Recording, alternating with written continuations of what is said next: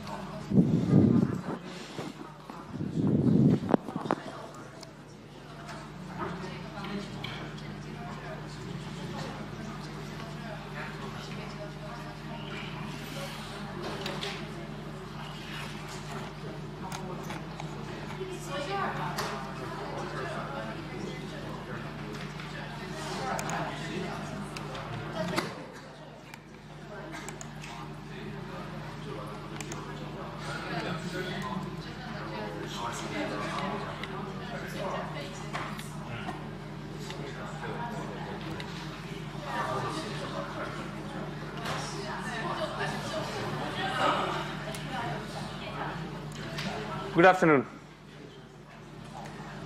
In the morning we discussed about the three regions of operation of differential amplifier. So linear, then you have got non-linear region, then you have got small signal region. In the small signal region, the voltage V in 1 minus V in 2, difference between the bases of Q1 and Q2 should be less than 10 millivolt. Then you are operating in the small signal region. When you are operating in the small signal region, for a differential signal, this point is a virtual ground. But once you are moving out of the small signal region, that is this way. So small signal, here is a V in 1 minus V in 2. This is x-axis. Here it is around 10 millivolt. Once you are increasing above 10 millivolt, you are in the linear region, and then this will not be actually virtual ground because of the transconductance is not a linear quantity. And then after sometimes what will happen is this point we already mentioned around 104 millivolt. 104 millivolt, we say that our non-linear region starts. Then mathematically, so this is a value we found out. Then you might think, why this 104 millivolt? What is the idea behind this number? So then we did a problem. When we did a problem, we understood when the voltage is 101 millivolt, the previous one was 104 millivolt, that is 4 VT. See, 101 millivolt, what happens is one transistor got 98% current, another got 2%. That is only 101 millivolt. But then here what we have seen is 104 millivolt. So 104, then it will be kind of one transistor is kind of not useful. Only one transistor is providing the entire current for this tail current. See this one. So then 104 means then this will be further reducing, maybe to almost useless in the sense not doing anything much, but not fully off because it's a BJT. BJT is still going a little bit current, but then here this will be predominantly maybe 99, maybe more than that at 104 millivolt. So that is the region of non-linearity. So then you can understand what is the physical significance or idea behind the non-linearity.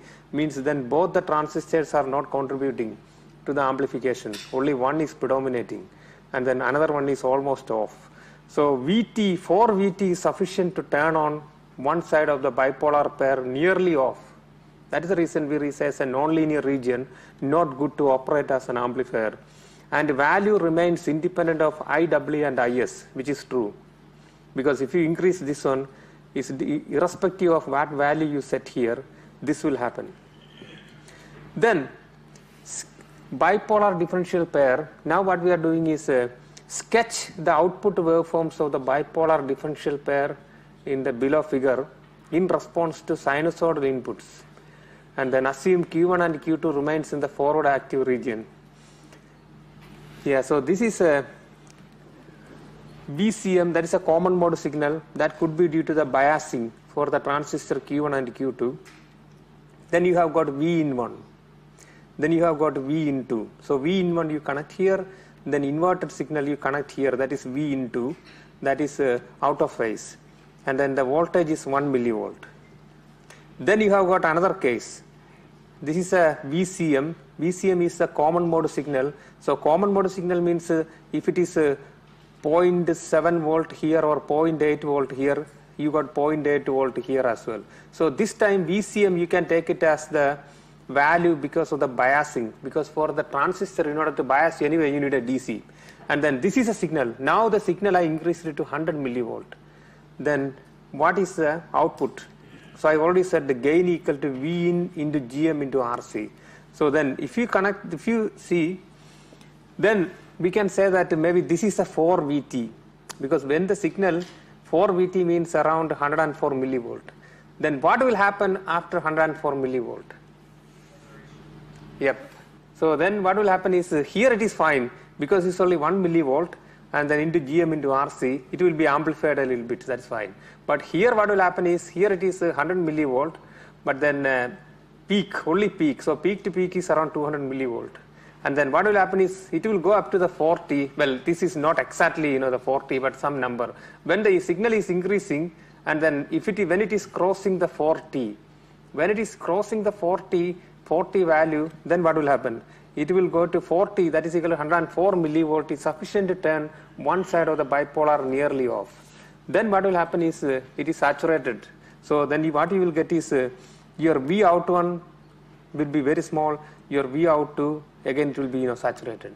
So you will get something like this, because V out1, which is equal to VCC minus RC into IEE, means if one transistor is off, suppose your Q2 equal to off, and then because here is a more positive, here is a more negative, that is around 4 VT difference between this point and this point. So V in 1 minus V in 2 at this point is 104 millivolt. So then this one here you got 104 millivolt more than here. Then what will happen is this transistor will be conducting all the current or providing all the current for this IEE. This collector current equal to this IEE. This transistor will be off. When this transistor is off, what is the V out? VCC. So that is the reason V out here, that is equal to VCC, means after this point it will be VCC, it will not increase further. But then here what is the voltage? VCC minus RC into IEE, because now that is the reason IEE I provided. So that is a V out one. So you will be getting kind of a clipping. But then this type of clipping got some good application. Then why? Because now you got the clipping. Then in your ideal, this is a FM ideal waveform. In the FM application, frequency modulation, FM radio, or noisy, this is an actual FM. When you transmit FM signal, it will not be like as smooth as this one. It will pick up noise, and then this is a actual noisy FM waveform. Then when the FM waveform is received in the receiver, then this will look like something like this.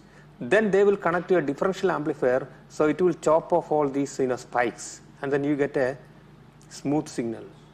So this is one application of differential amplifier that is operating in the linear non-linear regions, because this is operating in the linear non-linear regions. So that is the reason we studied large signal analysis of differential amplifier. Now we understood the operating regions a bit more, we got insight about the operating regions of differential amplifier, plus this one got an application. Like if you got some signal, then if you got like spikes like this, it's not just distortion on the signal. If you got unwanted spikes sometimes comes, and then you can chop off using this way. And then you might ask, why can't we use a simple amplifier? There also it can happen, but simple amplifier will not suppress all the noise, the noise from the source. Then contrast between BJT and MOS, because so far we discussed differential amplifier by taking BJT as an example, but all the principles are applicable to MOS. So the only difference is the characteristics. So when you look at the characteristics of BJT and MOS, it is fine. See IW by 2, then ISS by 2. Then V out 1 minus V out 2, you are getting same curve. And then the connections are pretty same. But then by looking at it, so what is the difference? You see in the characteristics follow the same trend, same ISS by 2, everything is correct. But then there is a difference when you look at it. So what is the difference between MOS and BJT?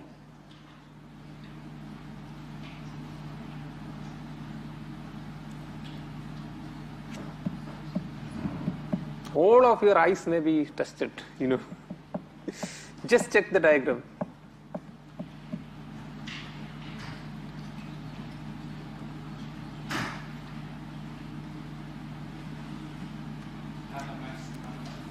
Yeah, so you found out. So here you can see for BJT it is never touching maximum value. Why? Because here never it is becoming, after going a lot only it will become 0, your collector current. Because the BJT, the problem is even if you increase here a lot of big value, but still this will not be, you won't be able to completely turn off this one. Still a very, very small current will flow. But MOS means you can see after this one, after this point you got a maximum value, your one MOS will be completely off, because MOS is a very good switch. So that's the reason you can completely turn off, completely turn on. Means your collector current after this point, it will become fully ISS, this current, this collector current of maybe this MOS. But for BJT, it will be slowly increasing, coming to 99.99999, like this will come.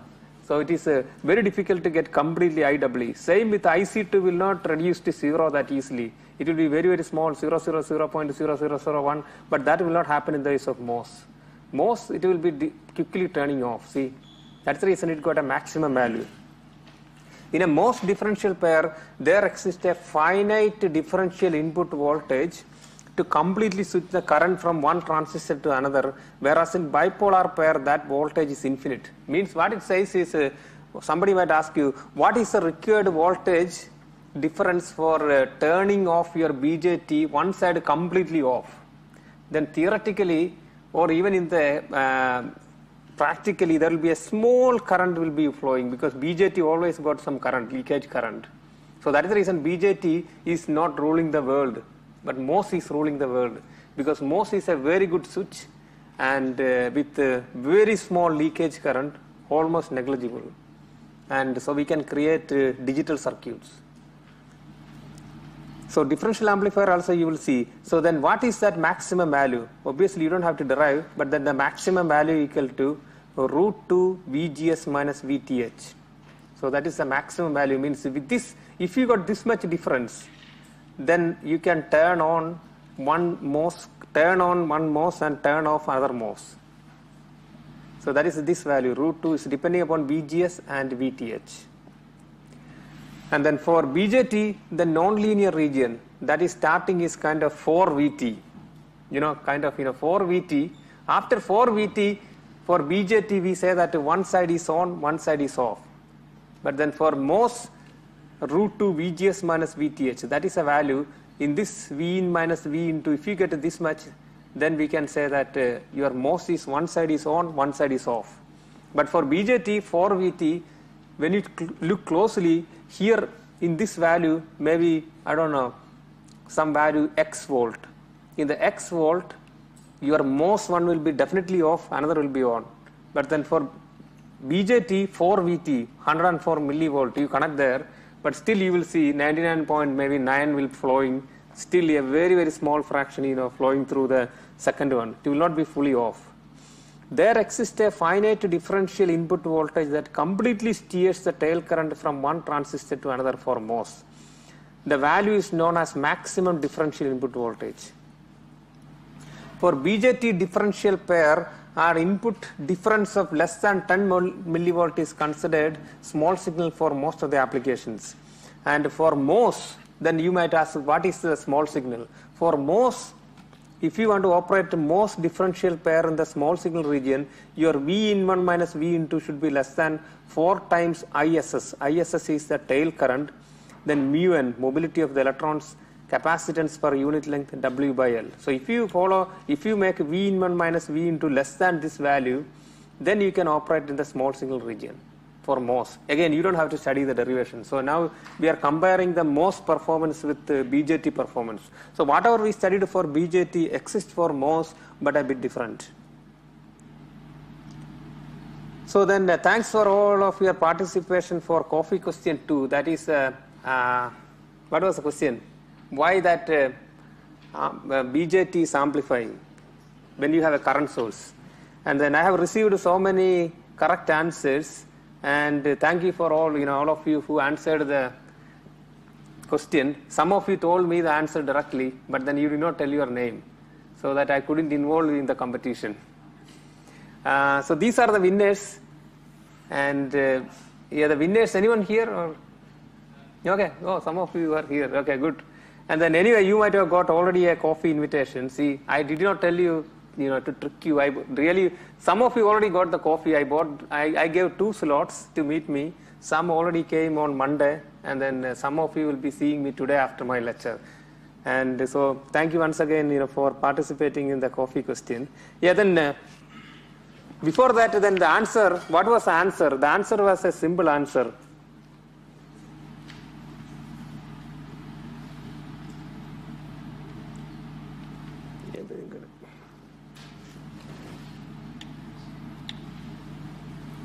But before the answer, the question was this one anyway, because here when you have a constant current source, how amplification is possible? Because this current source is, suppose it's an ideal current source. I already said assume current source is ideal, and then here I already said VL less than infinity for the BJT. Then what will happen is when this current source is a constant, you increase the voltage here. Then what will happen? In order to get amplification, your current should increase. Sorry, yep.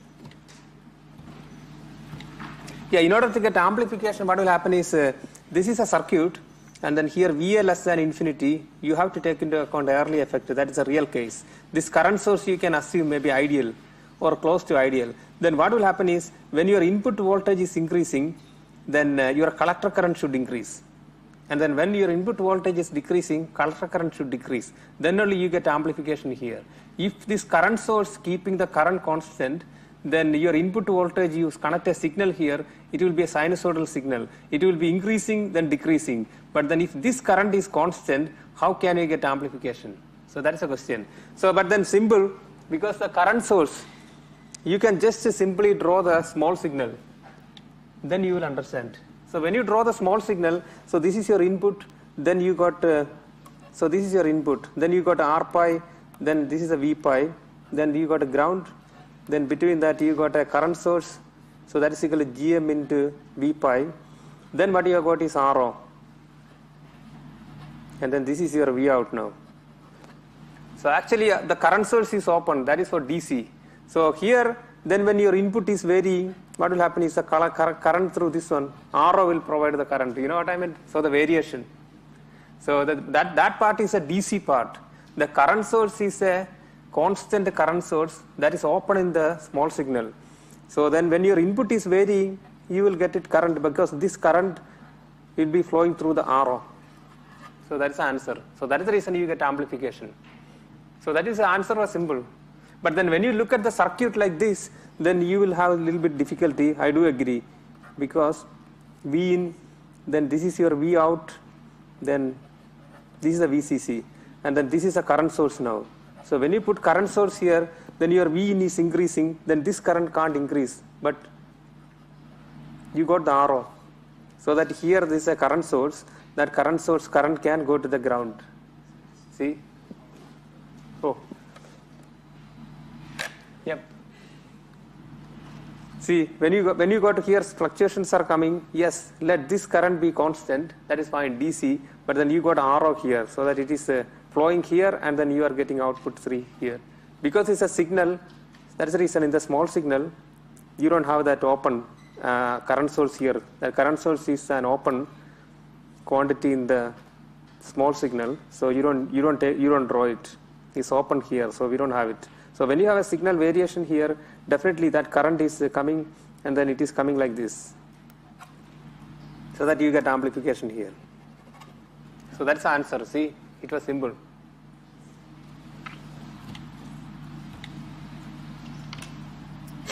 Yeah, now we are going to discuss about some other aspect related to the differential amplifier, and then these are the important aspects when you look at a data sheet of operation amplifier. In the operation amplifier, when you look at the data sheet, you will find common mode gain.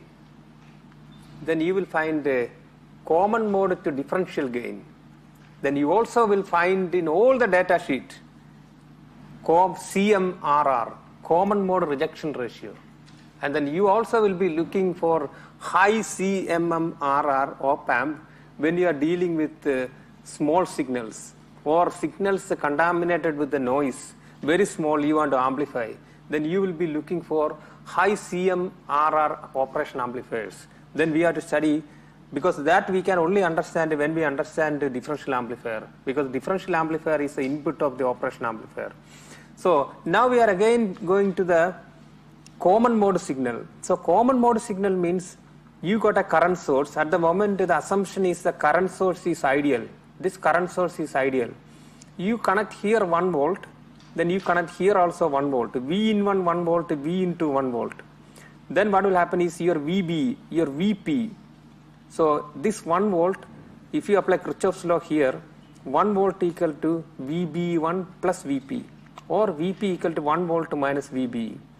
This current source, if you set a current source to 2.3 milliamps, and then RC equal to 1K, this RC equal to 1K, power supply is equal to 2.5 volt, then you can write V in 1, which is equal to V into, which is equal to VCM, which is equal to 1 volt. Then these values are just for, understanding 1 volt. Maybe here it will be 0.7 volt. You know what I meant? So don't worry about the value, just a common mode signal that I took 1 volt as an example. That is VCM. So IC1 equal to IC2, because you got the same voltage here, then it is equal to IW by 2. So IC1 is IW by 2, IC2 equal to IW by 2. Vx, voltage at X here with respect to ground, which is equal to Vy. Why? Because that is both equal to VCC minus RC into IW by 2. So Vx equal to VCC minus RC into IW by 2, here also same. And then we are putting in the values Vx equal to Vy, which is equal to 2.5 minus 1K into 2.3 milliamps by 2, because this will be half, here will be half of IW, which is equal to 1.3 volt. So when you take Vx minus Vy, you get 0. So if you got a common mode signal, then what you get is Vx minus Vy will be 0. But if you take a Vx with respect to ground, what is the voltage? You will see 1.35 volt. Vy with respect to ground 1.35 volt, but Vx minus Vy, that is equal to 0. So differential voltage Vx minus Vy is the differential voltage. If you got a common mode signal, then your differential voltage equal to 0, differential output. Now I increase to 1.5 volt, then what will happen? Even if I increase this to 1.5 in both the side, then your Vp will become 1.5 minus Vb, then your Vcm equal to 1.5, but then still your Vx equal to Vy equal to 1.35 volt here. And then no change in Vx and Vy, means still Vx equal to same, Vy equal to same, Vx minus Vy, that is 0. And then this voltage is set by this current source. And then no matter what you connect here, same means common mode signal. Now my question is, how about a noise? Because noise, suppose you got a operation amplifier or a differential amplifier, then some noise contaminated, but when noise is picking up, it will go to both the inputs, because the noise picked up is a common noise came, and then if the noise is going here, same noise is coming here, then because Vx and Vy, then when you measure this point with respect to ground, you may have some noise, or you will not get noise.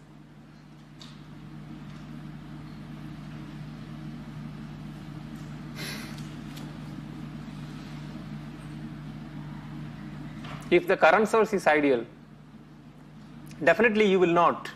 Why? Because this noise is, see, here it is 1 volt. Then you increase it to, then you increase it to 1.5, no change. Then the noise means your voltage is going up, down and in a random way. Then If you measure Vx with respect to ground, you will not get that noise superimposed on this 1.35 volt. Vy with respect to ground, you will not have that noise superimposed on that one. Then when you take a difference, definitely there will not be any noise. So that is called a common mode rejection. So when you have a common mode noise, the noise will be rejected. Then now what I am going to do is I am going to connect a differential input signal. So this is not a common mode signal. How about differential signal? So you are connecting a positive here, you are connecting a negative here. But then this case, definitely you will get V out with respect to ground, you will see the amplified version, this one inverted. Vy with respect to ground, you will see amplified version of this signal inverted. Vx minus Vy.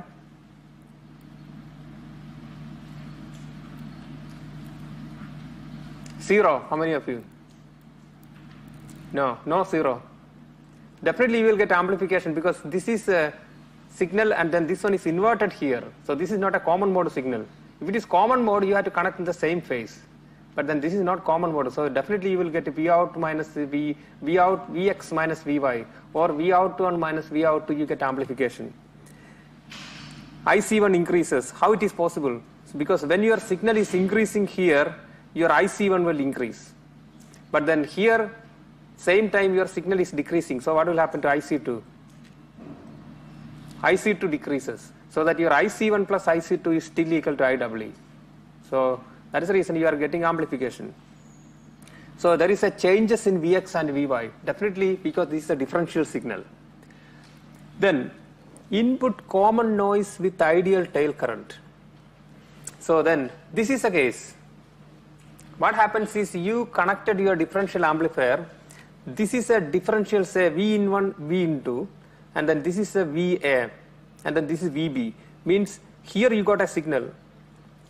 Here you got inverted signal, or this is a signal, then you invert and connect it here, then both picked up noise from somewhere in the PCB, maybe somewhere it picked up the noise. So your inverted signal, this is inverted signal, so VA, that is the input to the Q1, VB, input to the Q2.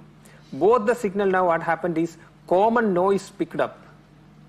Okay, then what will happen is your V out with respect to ground, you get amplification, clean signal, the noise has gone. V out 2 with respect to ground, again you get clean signal. When you take V out 1 minus V out 2, you get again differential amplification. So you know what I mean? If you got a common signal, that is a common mode signal.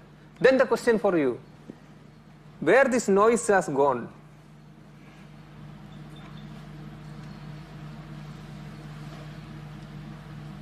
Because that's a logic question. It's electronics, not quantum mechanics or something. It's beyond our imagination. Only in the maths, we can prove. In the electronics, no. Electronics is a logic subject. So somebody will ask, then where the noise has gone?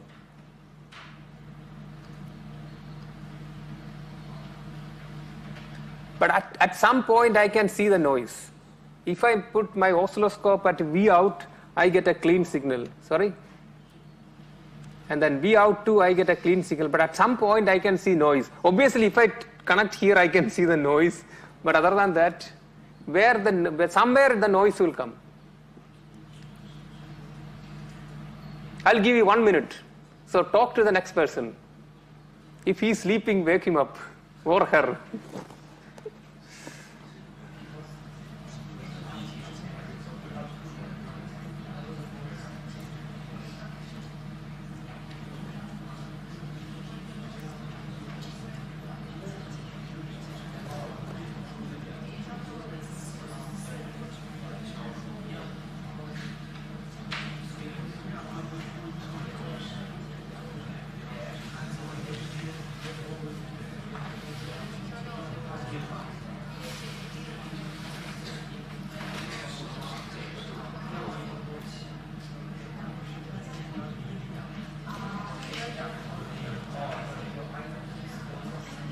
Okay, so where can I find noise? Any answer?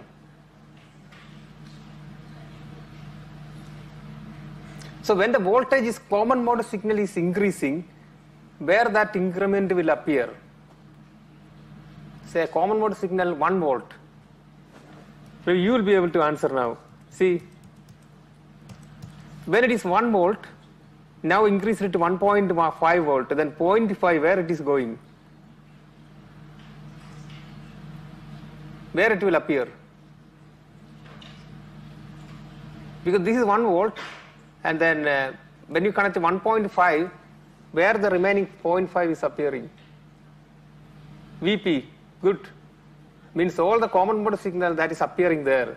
And then same with the noise. If you connect this noise, it will appear here, and it will be fluctuating like this. But then here the voltage is fluctuating, but then this current will be constant because the current source will not allow it to change the current, even though you get fluctuations here. So that's the reason you need ideal current source. Good, you answered correctly. So that you can see in the oscilloscope, if you connect this point with respect to ground, you can see this noise actually, because that noise will appear here and will be fluctuating. So this is VA, VB, and then this is a ideal current source. The impedance is infinite, and they keep the current constant irrespective of voltage at P. Then what we are going to study is the effect of finite tail impedance of current source. But here our assumption is that tail current source is ideal. But then what will happen if it is not ideal? As I said, when the noise is coming and the noise is fluctuating here, suppose this noise fluctuation is exaggerated, 100 millivolt to 200 millivolt, then again coming to 50 millivolt, then 200 millivolt. Then if that fluctuation is happening, here it is going to fluctuate it. When here it is fluctuating, what will happen? If this current source is not ideal, it is equivalent of connecting another resistance in parallel, current source. Then that fluctuation will create current, and then that current may be more than IEE. So IEE plus that fluctuation, or IEE minus that fluctuation. Then IEE will always go through this current source, the fluctuation will go through this resistance to the ground. If that is the case, what will happen? Your IC will be affected. This value will be affected. Means then your noise can couple to your IC1 and IC2. You know what I meant? Then what will happen? This also will be contaminated with a little bit noise. This also will be contaminated with a little bit noise. But then how about Vout1 minus Vout2? Still it will be clean because you are minusing. So that is the effect of a finite tail impedance. So when you have a finite tail impedance, usually we represent the current source as an arrow, and then you put actually a resistance across it. Sorry.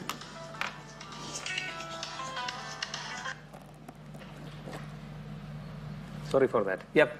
So then usually what we do is we represent a current source, and then we connect a resistance in parallel with a current source. When the current source is ideal, means this R equal to RW equal to infinity. And then the finite impedance means then we are going to study.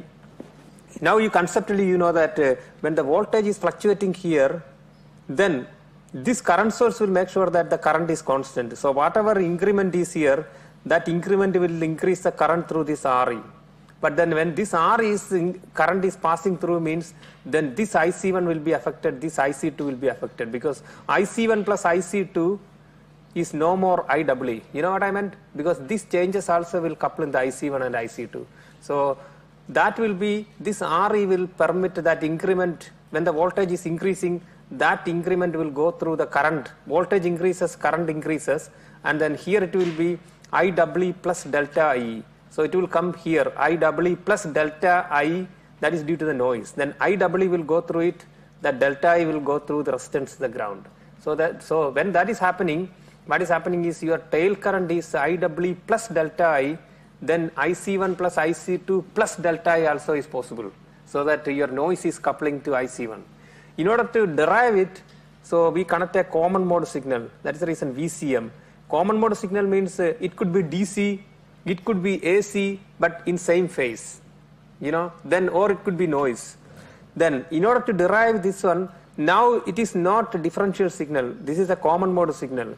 So when you have common mode signal also, we can find out gain, but then we can adopt two strategies. The first strategy is you can combine these resistances, RC, both are coming in parallel, so I can say that is RC by 2. Then both the transistors are contributing transconductance 1 by GM, 1 by GM, because both got the same input. Then you got the RE. then I can write down the equation because it's equivalent of something like this. RC, then you got RE. Then the gain equal to minus RC by 1 by GM plus RE for this circuit. And then this one is something similar, but then transconductance, you got two transconductances. So then 1 by GM parallel 1 by GM, 1 by 2 GM, because you got two transconductance in parallel. Then common mode gain, we define a term called common mode gain. That is equal to delta V out CM by delta V in CM. So that is a common mode output divided by common mode input. That is equal to here minus RC, here it is RC by 2, 1 by GM, here 1 by 2 GM, and then plus RW, because here is RW, means RW, same, RE is RW here. So then you can define a term called common mode gain. That is a gain called common mode gain. Common mode gain means you got a common mode signal, but then you are getting in the output the common mode signal because of the finite tail impedance. So you got something at the output because of something in the input, then we define a term called gain. So then that is related to the common mode, we call it as common mode gain. So please remember, this is called common mode gain. Common mode, that is with delta V out, means you get something in the output due to something in the input, that is a common mode. Common mode output appearing at the output due to common mode in the input. That is equal to RC by 2 by RW plus 1 by 2 GM. That is one way of deriving. If the tail current source is not ideal, then when an input CM voltage is applied, the currents in Q1 and Q2 and hence output CM voltage will change. Also you can analyze this circuit using our technique. Usually what happens is when it is a differential signal, this point is this point is a virtual ground. But then when it is a common mode signal, this point is not at all a virtual ground because you got a DC voltage. But still you can split it. That is the beauty of differential amplifier. So this is common mode signal, not differential signal. But you can split it, but then anymore you can't put this as a ground. But then you have to take into account this resistance. So then differential amplifier, you can split it, even it is for common mode signal, not differential signal, but then you can't ground this point anymore because this point is a virtual ground only for DC. But then when you split it, then because this RE also you have to split it. Then this is 2 times RE, 2 times RE, because when you combine together you get RE. Then you can find out gain. So what is the gain? For this one it is equal to minus RC by 1 by GM plus RE, and then here RC is RC, GM is GM, RE, instead of RE you have to put 2 RE. Then you can write common mode gain, which is equal to minus RC by 2 RE plus 1 by GM. Same equation as previous case. That is equal to RC by 2 by RW plus 1 by 2 GM. And then this is called common mode gain. Common mode gain because of some noise, maybe in our case it is some noise. In the amplifier we are concerned about noise. If the common mode noise is there in the input, because of the finite impedance of the current source, that common mode noise will appear here. Here with respect to ground. Here with respect to ground. But then differentially still 0. Yes, sir.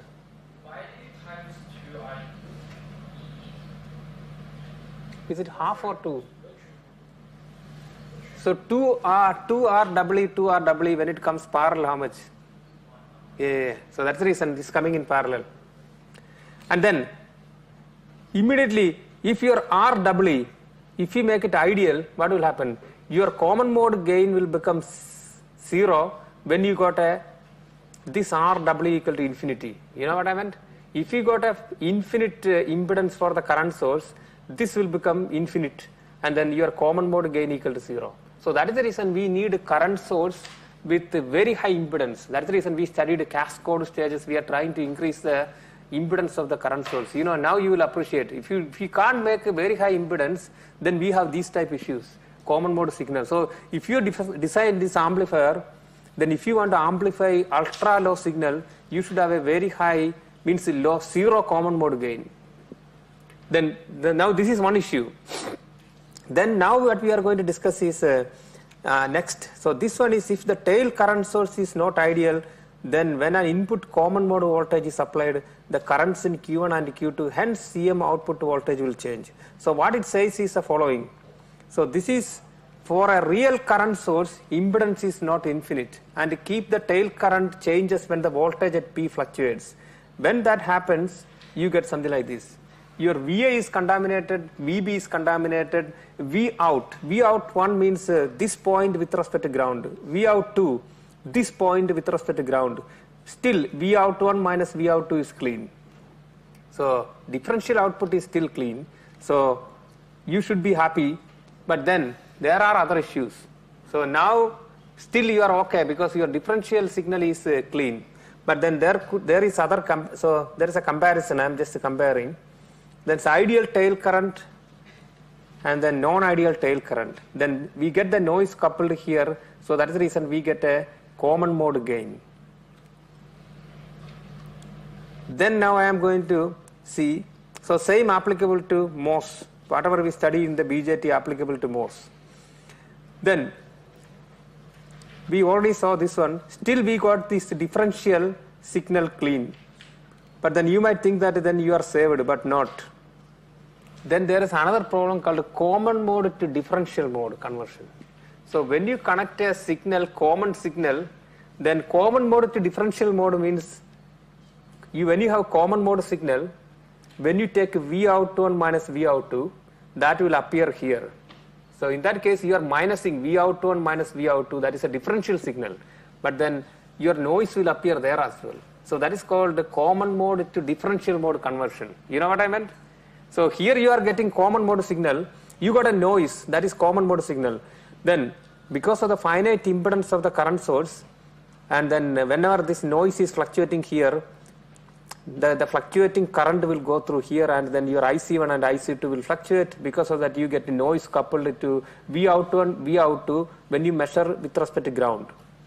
But then when you take V out 1 minus V out 2, that is the differential output. In the differential output, you don't get the signal. But now there is a problem.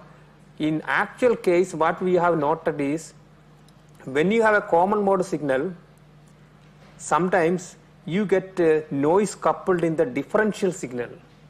So when you coupled in the differential signal means then your common mode is appearing in the differential signal. So that is the reason we term a called differential mode, common mode to differential mode conversion. So that is called ACM-DM. Then why that is happening? The differential output is corrupted due to input CM variations. If the current suffers from asymmetries, if your circuit got a little bit asymmetry due to component value variation and a finite tail current source impedance. So all the problem starts from your finite tail current source. And if you got a finite tail current source, and then this is possible in the real world. You might think this is possible only if this is perfectly symmetric. But then when you have this impedance finite, if these resistances are not identical, or your transistors are in some values transconductor something not identical, then here also you will get the noise. So that is perfectly possible because you can't match anything correctly in the differential pair. So that is the reason the circuit suffers from asymmetries and a finite tail current source impedance. Then you have issues like random mismatches appear between two sides of the differential pair. Transistor or load resistor may display slightly different dimensions. And then you have a problem called a common mode to differential mode conversion. Then all these can be stopped if you can make your current source ideal. But because that is not possible, then this also creates problem. So now I take MOS as an example because that is what easy to deal with. So you got a common mode signal, no other differential signal, common mode signal. This RD is now RD plus delta RD. Because of some fabrication, there will be a small variation between these two resistances in real case. Then what will happen is your ID1, which is equal to half mu n COX W by L VGN minus VGS1 minus VTH the whole square. ID2, half mu n COX W by L VGS2 minus VTH the whole square. Delta VCM. So delta VCM means I am going to connect a step voltage, that is delta V, some variation, because we want to take into account the noise, because noise is kind of a variation, So that is the reason we took a delta V step. So when there is a delta V variation in both the inputs, so delta VCM, because that is a common mode signal, that is the reason we said delta VCM, which is equal to delta VGS plus here why I have written 2 delta ID into RSS? Because when there is a variation, when delta V is increasing here, what is the change in, what is increment here? Delta ID.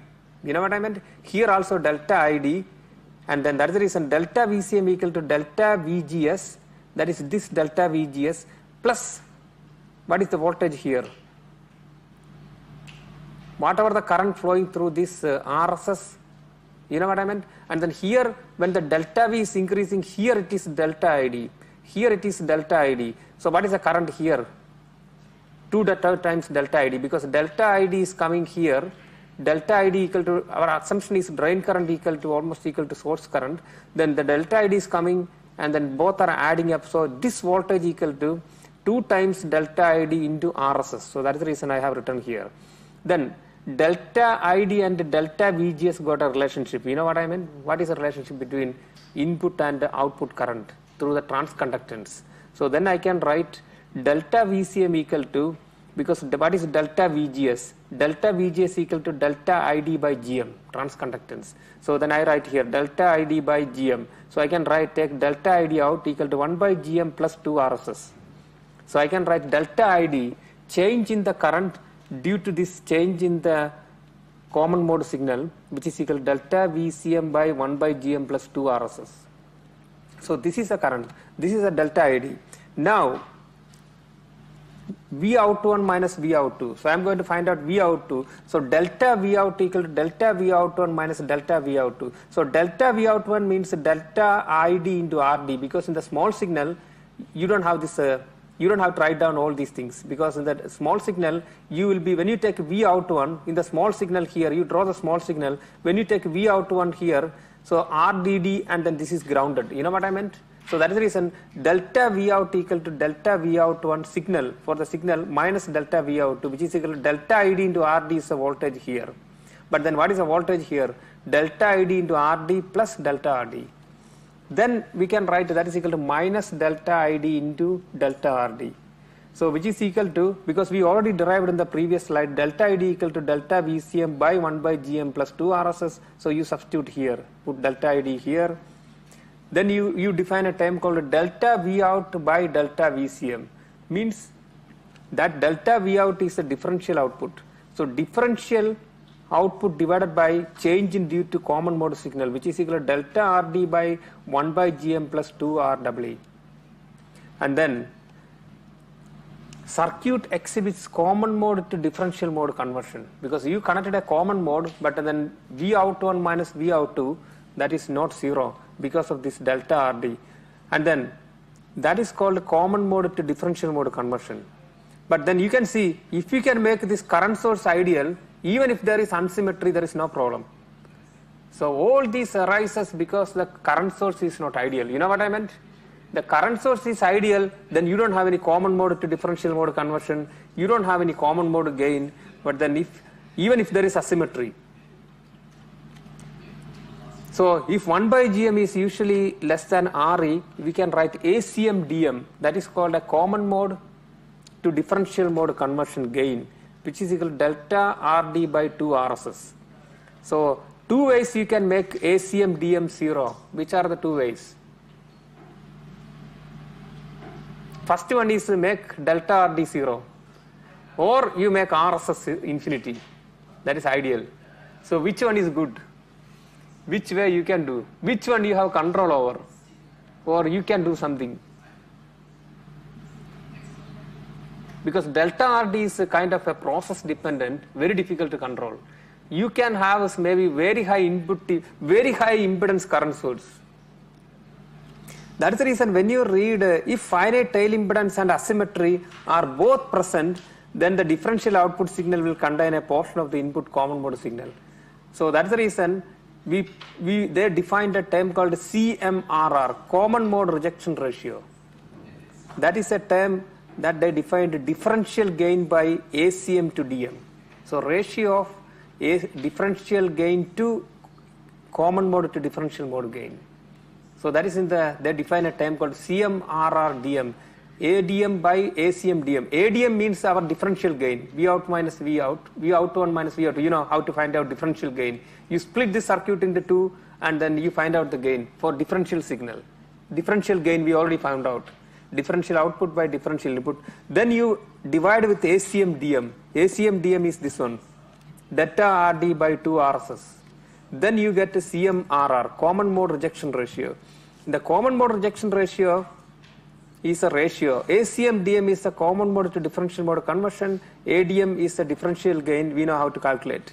That is the reason the operation amplifier, when you check it, this differential amplifier is the input of the operation amplifier. People write 40 megahertz low distortion, high CMRR. See, common mode rejection ratio. Then you can say 100 dB minimum. See, so that is the reason. Means this op amp got maybe a very high tail current source impedance. So CMRR is very good. So then if you are buying an operation amplifier, you will buy CMRR which value? 0 or infinity? 0. How many people? Infinity. Okay. Because you don't want ACM DM. You don't want any common mode becoming differential mode. So ACM DM should be 0. So your CMRR should be very high. So that is the reason the op amp CMRR defines the ratio of wanted amplified differential input signal to unwanted converted input common mode noise that appears at the output. That's the definition. But then this is idea. Then in the next lecture, what I will be doing is I will draw it and I will show you using some simple equations. Then it will give you more insight.